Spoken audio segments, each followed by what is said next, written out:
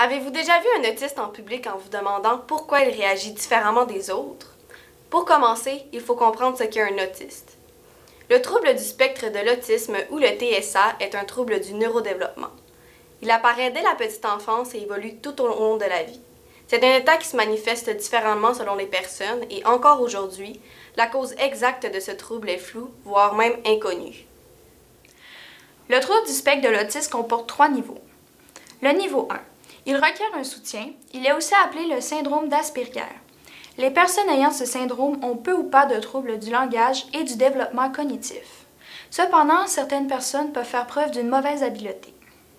Les caractéristiques générales. L'autisme a de la difficulté à faire des interactions sociales.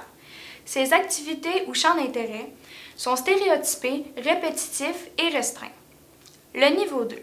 Ils ont besoin d'un soutien important. Ils peuvent faire quelques petites choses seuls, mais ont besoin d'un soutien quand même. Le niveau 3. Ils ont besoin d'un important soutien et les choses du quotidien, ils ont toujours besoin d'aide pour les faire. Des problèmes de communication et d'interaction sociale peuvent avoir lieu. Par exemple, ils peuvent avoir du trouble du langage, de la communication non verbale inadaptée, des répétitions de mots ou d'expressions. Aussi, il peut avoir des sous-entendus, de l'humour ou du langage qu'ils ne comprennent moins. Ils ont de la difficulté avec leurs émotions et à comprendre les autres. Ils peuvent avoir des comportements répétitifs et des intérêts restreints.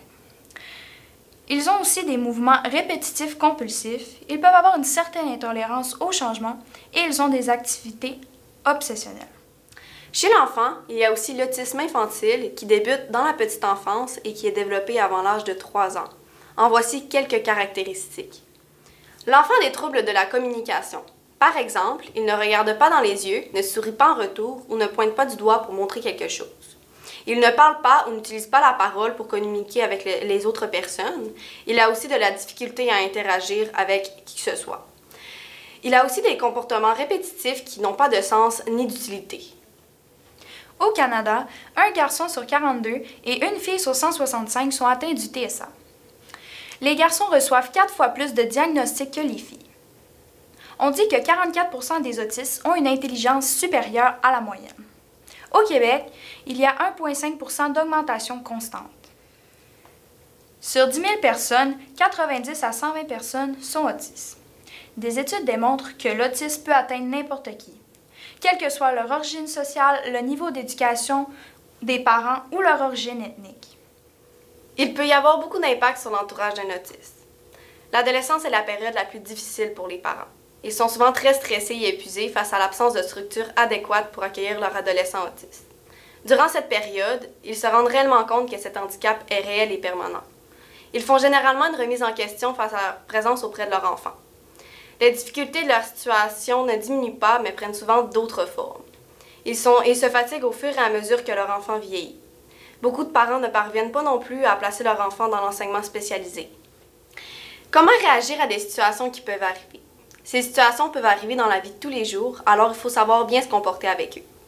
Vous êtes dans un centre commercial et vous rencontrez un autiste en pleine crise. Comment devriez-vous réagir? La première option, rire de lui et le pointer du doigt. La deuxième option, le regarder sans jugement et ne pas se mêler à la crise. La troisième option, essayer de régler la crise en allant le voir. La meilleure option est l'option numéro 2, car se mêler à la crise pourrait empirer les choses, alors que rire de lui pourrait les empirer encore plus. La deuxième mise en situation. Vous êtes à l'école avec vos amis et au loin vous voyez un autiste. Des gens s'amusent à rire de lui et à le déranger. Que devriez-vous faire? La première option, faire comme les élèves et aller le déranger. La deuxième option, c'est de rester assis et de commencer à rire de lui avec ses amis. Et la dernière, avertir un surveillant de ce qui se passe. La meilleure option serait la troisième. En réalité, un autiste peut sentir la douleur juste en se faisant frôler, toucher gentiment. Leurs sens peuvent être plus sensibles que la norme. Un petit contact peut devenir pour eux une attaque. Cette vidéo est en collaboration avec la Fondation Jean Allard. Ça mange quoi en hiver, ça? C'est une fondation qui a pour mission de sensibiliser la population régionale à la réalité de l'autisme. Elle recueille des fonds pour les remettre à Autisme Saguenay-Lac-Saint-Jean.